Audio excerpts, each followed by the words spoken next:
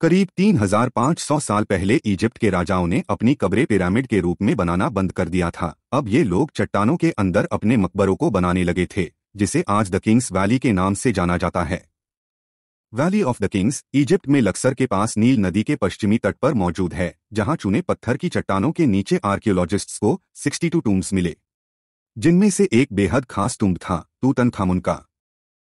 आपकी जानकारी के लिए बता दें कि तूतनखामुन प्राचीन इजिप्ट के 18वें राजवंश के फेरो थे। वो लगभग 9 साल की उम्र में सिंहासन पर चढ़े और 19 साल की उम्र में अपनी मौत तक शासन किया। किंग तट का टूम्ब आर्कियोलॉजिस्ट्स के लिए बेहद खास था, क्योंकि यही एक ऐसा शाही दफन था जो मॉडर्न एज में बरकरार और पूरे खजाने के साथ पाया गया था।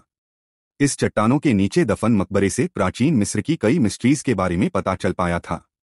लेकिन सोचने वाली बात यह है कि क्यों 3000 सालों तक ये टूम्ब किसी के हाथ नहीं लगा? क्यों इतने सालों से ये खजाना जमीन के नीचे वैसे के वैसा दफन था, महफूज था? वीडियो में आगे बढ़ने से पहले चैनल को जरूर सब्सक्राइब करें।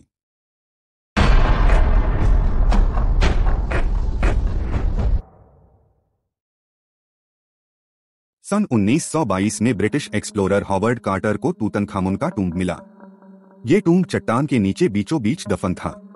कार्टर को इस टूम्ब के ऊपर बहुत सारे पत्थर का मलबा मिला, जिससे कि ये टूम्ब आज तक महफूज था। ना तो किसी रिसर्चर को ये हाथ लगा और ना ही कब्र के लुटेरों को। असल में बाढ़ और भूकंप की वजह से पहाड़ों से खिसके मलबे ने इस मकबरे को सालों तक छुपा कर रखा। किंग तट के मकबरे के अंदर बेशकीमती खजाना था, जिसमें 5000 से भी ज्यादा चीजें थीं। किंग को उसके बाद के जीवन में यानी कि पुनर्जन्म में इस्तेमाल करने के लिए छोड़ दी गई थी।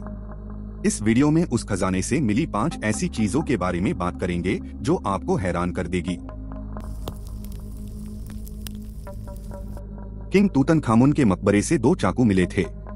एक सोने का था जिसकी म्यान भी सोने की थी। इसके साथ ही एक लोहे का था और इसकी म्यान सोने की बनी हुई थी। तूतनखामुन के दाएं पैर पर यह लोहे का चाकू रखा हुआ था। किंग तट की कब्र से मिला ये कीमती खंजर किसी प्लैनेट से लाए गए मेटल से बनाया गया था, क्योंकि ये जिस मेटल से बना है वो अर्थ पर नहीं मिलता। इस लोहे के खंजर की वैल्यू सोने से 10 गुना ज्यादा है। किंग तट के खंजर को लेकर कई स्टडीज सामने आई। इस मिस्टीरियस वेपन को लेकर चर्चा ये है कि इसे किसी प्राचीन फेरो ने बनाया था, जिसमें उसने स्पेस से मिले किसी मेटल का इस्तेमाल किया था। ये उल्कापिंड यानी मेटेरॉइड से मिले आयरन से बनाया गया था। एंशिएंट इजिप्शियंस इसे आसमानी लोहा और स्वर्ग का धातु कहते थे। प्राचीन मिस्र के लोग मानते थे कि आसमान से गिरी चीजें देवताओं की तरफ से गिफ्ट होती हैं, इसलिए एक उल्कापिंड को खंजर में ढालना ही उनके लिए सही था। वहीं दूसरी स्टडीज कहती है कि ये खंजर का कंस्ट्रक्शन आज भी एक मिस्ट्री है। तूतनखामुन के टूम्ब से मिला ये कीमती मास्क सोने और जवाहरात से तैयार किया गया था। ये 10 केजी का मास्क 21 इंच लंबा था। तूतनखामुन की मम्मी पर रखा गया ये मुखौटा दुनिया में आर्ट के सबसे मशहूर कामों में से एक है और प्राचीन मिस्र का एक फेमस सिंबल है। तूतनखामुन का चेहरा और हेड क्लॉथ हल्के और गहरे गोल्ड एंड सिल्वर के मिक्सचर से तैयार किया गया था, जिसे कि ये और ज्यादा चमकीला दिखे। उनकी आंखों का मेकअप लापीस लाजुली से किया गया था और आंखों को क्वार्ट्स और ऑब्सिडियन जैसे पत्थर से तराशा गया था। इस मुखौटे के बैकसाइड जो हेड क्लॉथ है उसे बड़ी सफाई से ब्लू कलर के कांच और गोल्ड से तैयार किया गया था। पूरे ही मास्क पर कीमती पत्थरों से कारीगरी की गई थी। 2 गोल्ड शीट को मिलाकर बने इस मास्क का वजन 10 किलोग्राम था। हॉवर्ड कार्टर की रिसर्च के दौरान इस मास्क की दाढ़ी टूट गई थी, जिसे बाद में ग्लू लगाकर फिक्स किया गया था। किंग तट के डेथ मास्क की कीमत करीब $2 मिलियन है और ये फिलहाल कायरो के म्यूजियम में रखा गया है।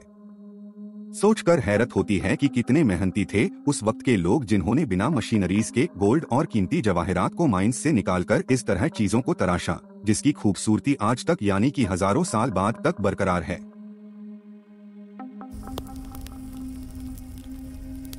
तूतनखामुन की मम्मी 3 ताबूत में रखी हुई थी। एक ताबूत दूसरे ताबूत में बंद था। ताबूत का वजन 1.23 टन था। ताबूत का वजन और साइज की वजह से इसे खोलना मुश्किल हो गया था। सबसे ऊपरी ताबूत लकड़ी का बना था। दूसरा ताबूत भी लकड़ी का था और उस पर सोने की परत थी। तीसरा ताबूत पूरी तरह सोने का बना हुआ था और इसी में राजा की मम्मी थी। सभी ताबूत पर तूतनखामुन का चेहरा छपा हुआ था और वो सभी गॉड ओसाइरिस की तरह लग रहे थे और अपने हाथ में क्रुक और फ्लेल को पकड़े हुए थे। इनमें उसके चेहरे पर दाढ़ी थी।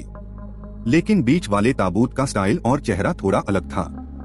ये दूसरे दो ताबूतों पर मौजूद चेहरों की तरह नहीं दिखता था और न ही तूतनखामुन के डेथ मास्क पर मौजूद चेहरे जैसा दिखता था।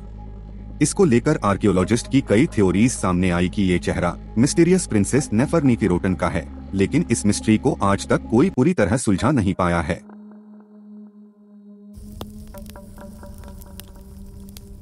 तूतनखामुन दो भाई बहनों का बच्चा था। यही वजह थी कि उन्हें जेनेटिक डिफेक्ट्स विरासत में मिले थे। किंग टट लंगड़ाकर चलते थे और चलने वाली छड़ी का इस्तेमाल करते थे। तूतनखामुन की कब्र में 350 गोल्ड प्लेटेड छड़ी पाई गई थी। इन सोने की छड़ियों पर कमाल की कारीगरी की गई थी। अपनी बीमारियों के बावजूद यंग किंग ने अपनी लाइफ भरपूर मौज मस्ती से गुजारी और चैरियट्स पर सवारी भी किया करते थे। एक थ्योरी के हिसाब से तूतनखामुन की मौत चैरियट से गिरने से ही हुई थी, यानी कि एक एक्सीडेंट में उनकी मौत हो गई थी।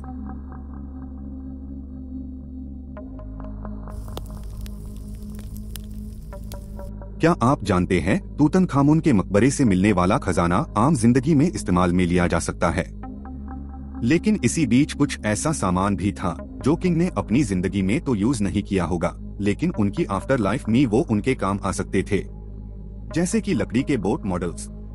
जी हाँ, किंग टट के मकबरे से ऐसी 35 लकड़ी की बोट्स मिली। ये खूबसूरत कश्तियां बड़ी ही डिटेलिंग के साथ बनाई गई थी। ये बोट मॉडल्स उस वक्त के जहाजों के डिजाइन्स के बारे में बयां करती है। एंशिएंट इजिप्शियंस का मानना था कि बोट्स आफ्टर लाइफ में किंग के फिशिंग करने या एक जगह से दूसरी जगह जाने के काम आ सकती है। इतनी एडवांस टेक्नोलॉजीज की मौजूदगी के बावजूद भी इजिप्ट में छुपी हजारों ऐसी मिस्ट्रीज है जिन्हें आज तक पूरी तरह नहीं सुलझा पाए हैं। सिर्फ अंदाजी तौर पर ही इनके खुलासे किए जाते हैं।